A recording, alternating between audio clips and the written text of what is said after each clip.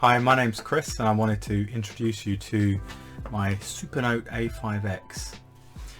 Now, I wanted to just give a short overview really of why I got this and my perspective, because I'm an academic. I write books and read books and process PDF articles regularly, and it's in that light that I'm going to judge this, and I recommend people go to watch Voya's deep dive guides for far better overview of the devices from a general perspective, and CPOs as well. They're fantastic. What I was going to do in this is just say why I got this and compare and contrast it with things like the Boox Note Air, the Remarkable 2, and why would you get this when you can go and buy an iPad which does so much more. Then I wanted to just give examples of its usage when reading epubs, making notes, that sort of thing, and then compare it with the Max Lumi, not completely, just for its writing feel and the sound and just some general impressions in that regard, but again, as I'm coming at this as an academic. Then I was going to list just a couple of gripes that I have with the device. As you will see, they're not big gripes. I love the device, that'll be clear. And then at the end, I'll just sum up my thoughts. Let's have a look at the device.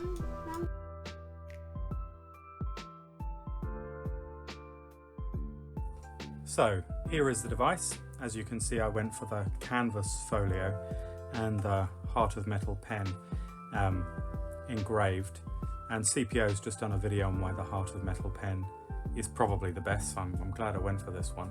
But I also went for the canvas folio for the simple reason that it's the lightest, and this is a device I'm going to want to hold in my hands.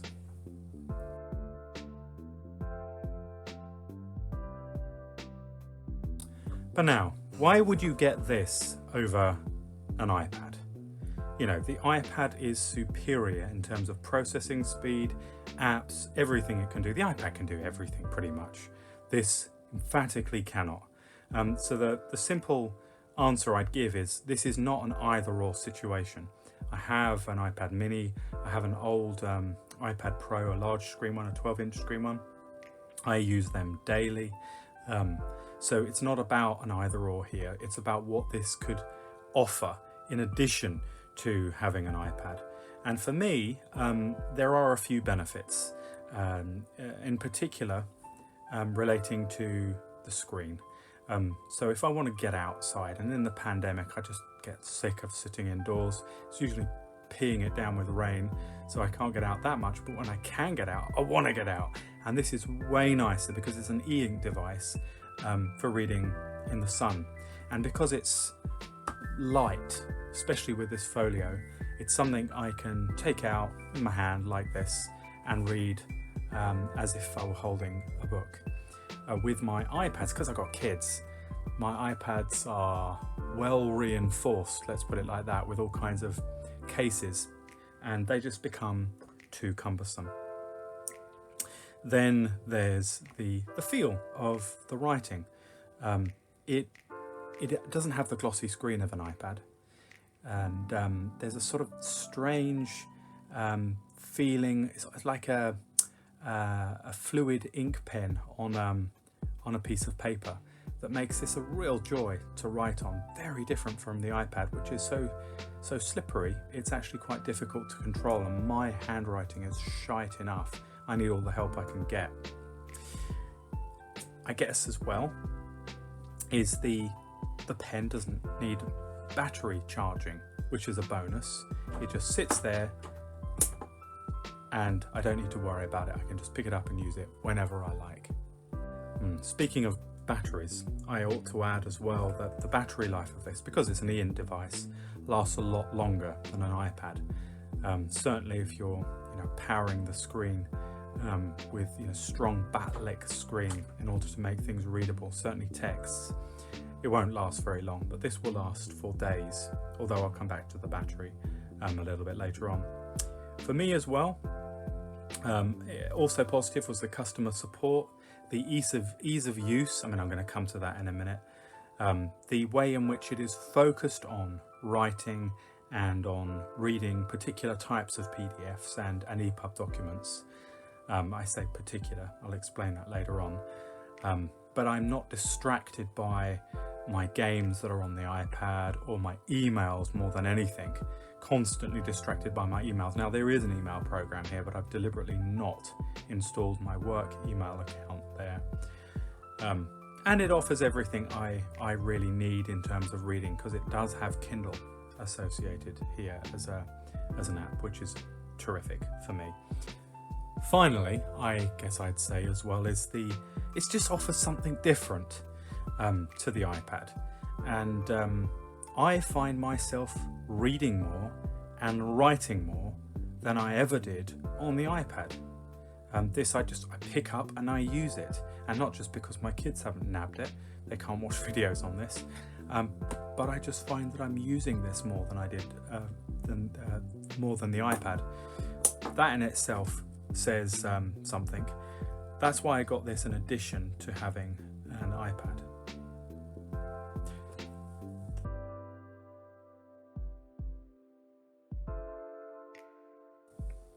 Now, why did I get this over the Remarkable 2?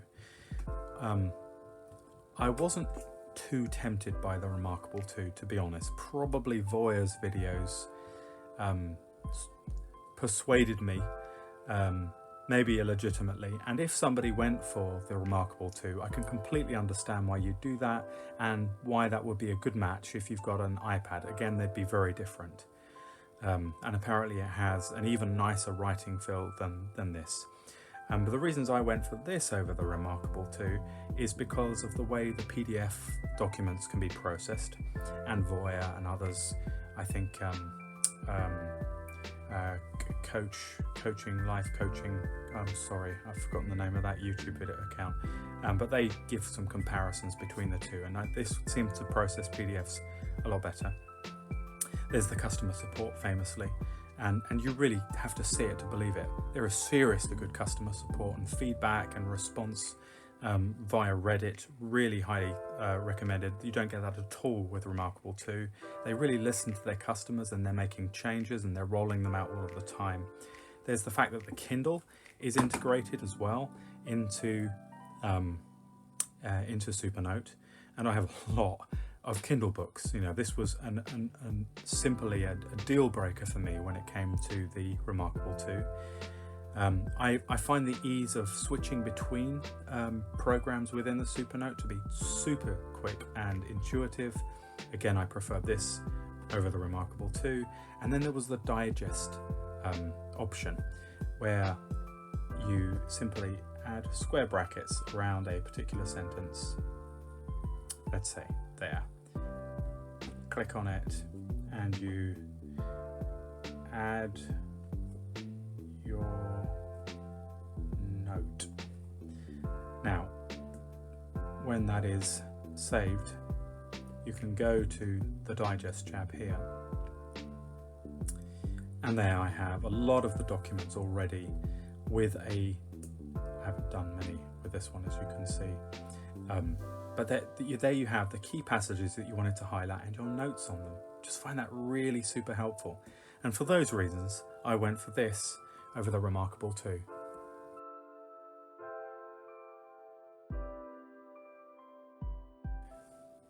So why would you get this over the Boox Note Air? Well, Voya's made a good case for the Boox Note Air, so if that's your device, knock yourself out. For me, I didn't want something that looked almost like an iPad in another 10-inch screen. It was too similar to the iPad, and I already have a couple of those, and I have a Max Lumi. So the Max Lumi is terrific, and it does everything I want. That makes sense. The split screen makes sense on a big 13-inch screen, but on the 10-inch screen of the Note Air, for me, not so much. I didn't like the fact that it had a glossier glass screen as well, again similar to the iPad. This offered something a little bit different. Nevertheless, the Boox functionality, the tremendous range of functionality that the Boox platform offers is truly remarkable, but I wanted that with a bigger screen. So for me, the Note Air was redundant, hence I went for this.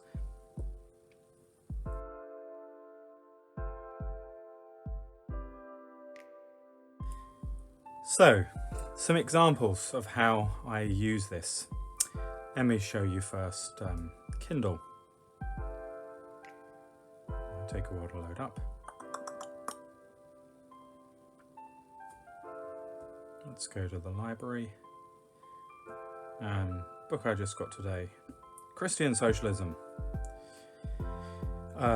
You can adjust the fonts and do everything you would normally do within the Kindle app. Obviously within the Kindle app there's no writing on it. You'd have to tap on the screen, select, and then type in using the keyboard, that sort of thing. You know, it's all of the same things. If you've got a phone, you know, Android device of any kind, it's exactly the same. There's not much more to say. It works. That's the most important thing. And I like my fonts nice and clear when I'm reading. Hence, they're maybe a little bit ugly to your eyes, but it works. What else? The PDF reading. Let's go back to the text that I was on at the beginning. Importantly, you can crop images, the PDF documents, so that you can maximize the space. So I recently received a pre-pub PDF which have these lines here, which is where the printers are guided as to, you know, where the page begins and end. It made the text really quite small, and of course there are some journals where the text is really quite small as well. So cutting out everything on the side just by trimming, which then applies the same trimming to all pages in that document, means that you can increase the font size. I still like a bit of space on the side so that I can write my notes. The PDF reader, because it's an A5 sized screen, you don't expect to be able to read PDFs that have very small text, where there's a lot of text on a single page. This particular book that I'm reading is ideal for the A5X, but others simply aren't. Let me go see if I can find an example. Oh, I've got a good one. Let me navigate myself. As another thing, I think it's really helpful to structure your library as vigorously and as logically as you can, because when you've got as many PDFs as me, you get lost without this kind of structuring. So here's an introduction to the New Testament by David Da Silva.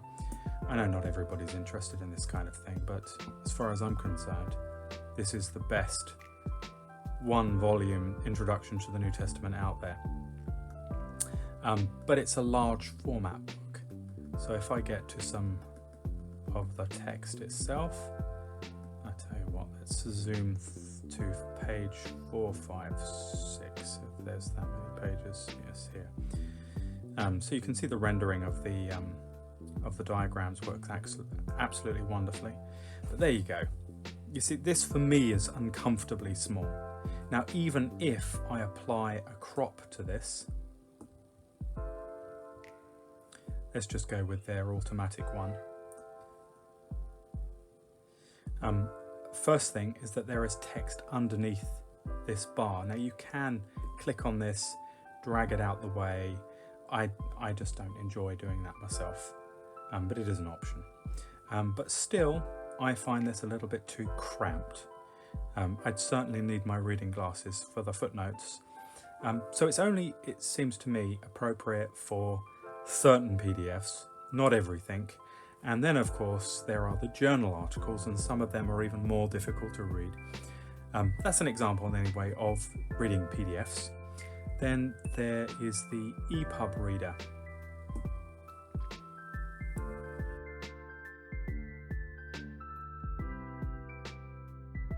So, don't want to bore you all with theology all of the time, although I don't know how theology could be boring.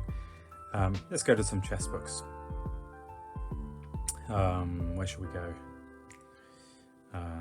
Forcing chess moves. Not one I have tried to read on this device yet. It's one of the worst covers on a chess book that has ever been designed. So,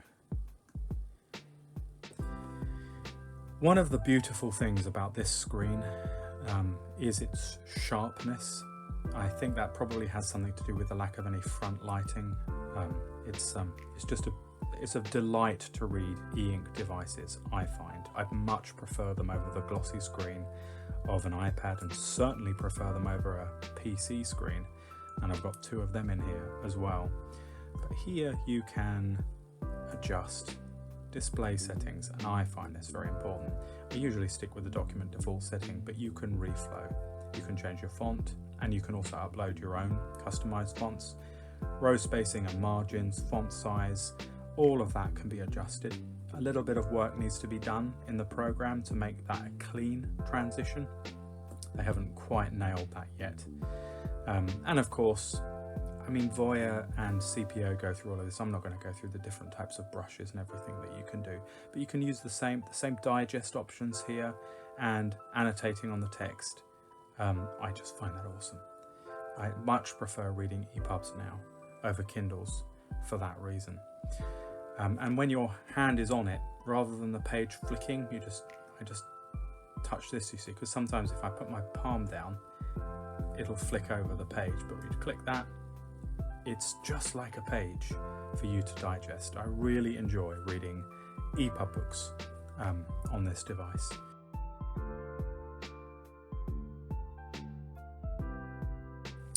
Then there's workflow. Now, everybody does this differently, I guess. I designed my own little thing. I butchered I think it was one of CPO's. I made this a little bit wider. I added a little bit down there. This is where I simply add everything I'm going to be doing over the days. I've deliberately put it a few days forward so that personal information isn't there. But structure the first 3 important tasks. I add my notes where relevant, tick off the number of times I've drunk a glass of water. This is absolutely fantastic because all I do is I put a quick link, and they will add more quick links, I'm told, in time, because at the moment I think you can have a maximum of 3 or 4 before they start scrolling out. But this is a terrific way of, you just write things down. It's so much more hands-on than using the Apple calendar, which I use that every day, but it doesn't offer the same functionality for being detailed about it and flexible.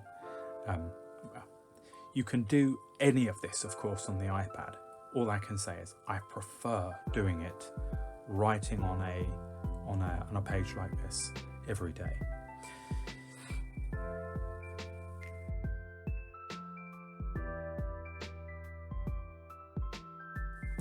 Then there's the switching between documents. So let's say I am reading Robert Jensen's Alpha and Omega, an absolute classic overview of the theology of Karl Barth, and I read something quite important, and rather than just the digest or rather than just writing on the side of the page, maybe I have developed some notes, or I've created a notepad for that particular book or for that author. So it might be in here. Let's just add one now. New note file. Pardon my handwriting. My son is presently trying to help my handwriting because it is awful. But Robert Jensen. So then I will go back to Alpha and Omega, read the text a little bit and think, oh crikey, that's a good point, and really intuitively just go back to the note and scribble my thoughts down. And of course, one of the best ways of engaging a book is reading and then trying to remember everything that you read, all the key points for you, and jotting them down. It's an active learning process, and this is the kind of device that facilitates that. Then there is writing itself. Now, the other videos go through all of this, so I won't labour the point. But how would I describe it? It's a little bit like using an old ballpoint pen that's well filled with ink that isn't dry, and you're going over paper. Something like that, I suppose. You can't see this, but you are actually pressing the screen down, and it's bending down with you with this ceramic nib, and it feels really terrific. I mean, I love the feel of writing on this. I keep coming back to it every day. I want to write on this. And of course, lots of other options, but others explain all of that way better than I could.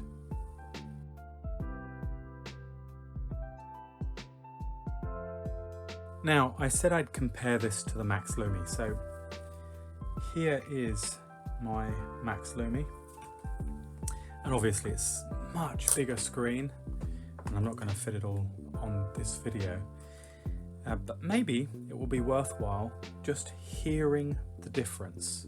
So I've got, is it the EMR or ESR screen cover, because the one that comes with this device is shite. This is by far and away better, and I've got the Wacom felt nib that I put into the Lamy pen, and all of that coupled together gives a sort of scratchy, papery feel, which I think a lot of people are after. And let me see if you can hear this.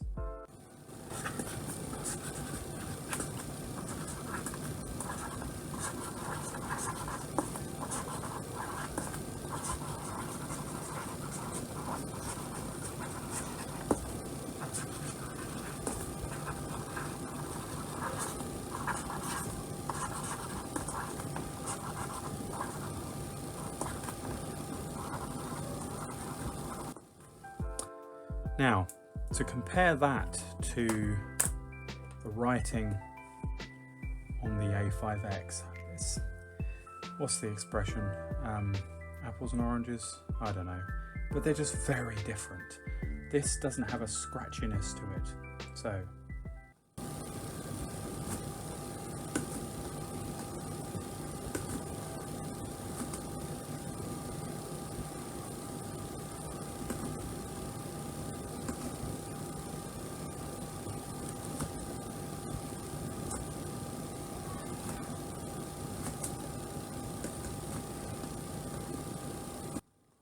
again, apologies for my handwriting. You probably didn't hear a thing. It feels more fluid, but there's a grip to it as well because of the way the screen indents as you're pressing on it. In other words, the resistance comes from the screen, not from the nib. For the Max Lumi and others like it, the resistance is coming from the nib as it's hitting this particular screen cover. I will upload a separate video for the Max Lumi because really there's no comparison. They're doing completely different things. I use the Max Lumi for reading more than I do this, the A5X. I use the A5X more for note making and collating my own thoughts. The only other thing to add in comparison between the A5X and the Max Lumi is the rendering of PDFs. This presents a much sharper image of the PDF than the Max Lumi. It doesn't bother me too much on the Max Lumi. I mean, the screen is much bigger, simple as that, and so I tend to use it more for reading PDFs. But for the smaller PDFs, like the one that I have been going back to regularly in this particular overview, I prefer to read this on the A5X, frankly. It's a cleaner image, less cluttered than the Max Lumi.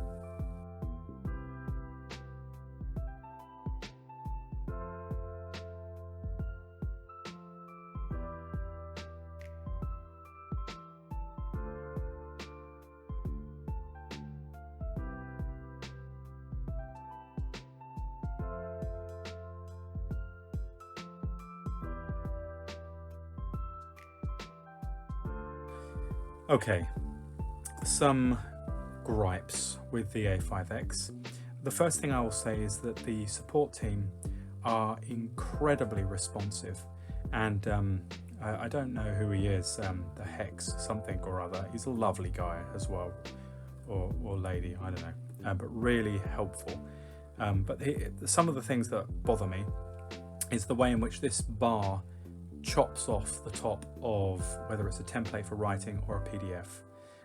I'd like the option of the screen size being adjusted when this is active, and then expanding again when I turn it off, much like the Boox devices have. The Note Air and the Max Lumi can do that. The Max Lumi also has is it anti-aliasing? So when you write something, if you were to zoom in on that, you can see that it's a little bit pixelated. You have to really zoom in on that. But on the Max Lumi, it's smoothed out, and I think the same happens with the Note Air. And then the quality of the export, particularly PDFs. I mean, they've really improved the PNG export precision. But for a PDF, if I'm exporting a PDF with my notes on it, the text looks a little bit rough, but not so on the Max Lumi or other Boox devices. Another gripe is the battery life. Now, I think this is a positive over an iPad, but there's some work to be done here. If I leave this overnight, the battery goes down. If I'm writing a lot, I'm only going to get a couple of days, maybe 3 days use out of this before I have to charge it again. I might be using it a lot, of course. I mean, it's very difficult to me to speak in general terms like that. But I think that there is room for improvement here, given that they are using an e-ink screen. I suspect that they can improve their performance, and they're certainly working on that. Can be a little bit slower than I would ideally like sometimes as well, particularly if I'm going to recents.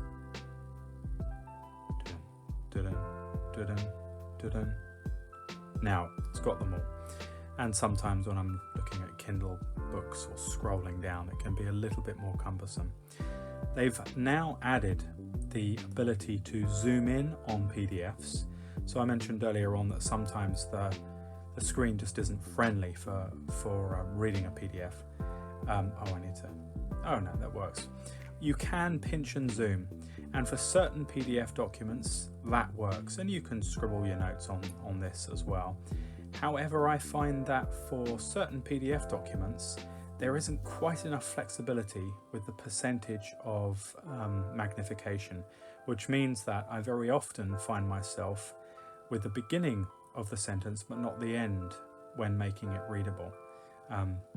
That probably is something that they could tweak fairly easily, but I don't really like the zoom function yet. I find it just doesn't quite work for me.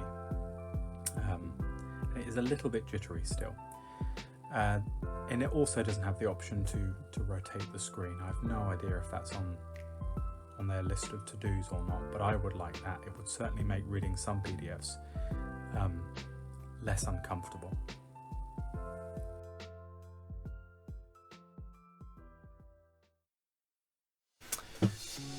So in summary, what can I say about the Supernote A5X, given that I'm using this primarily as an academic? I will say the following. I find that since it has arrived, I'm reading more, I'm writing things down more, and my organization and my the use of workflow strategies is maximized in a way that I have not known before. I'm using it daily. I keep coming back to it. Probably that's the highest praise. It's not something I use alone, however. I've got my iPad mini, I've got my iPad Pro, I use them daily as well. It's not a standalone device, far from it. But for those reasons, if you're an academic like me, and if you'd like something a bit different that may just entice you to be more productive, then this may be the device for you.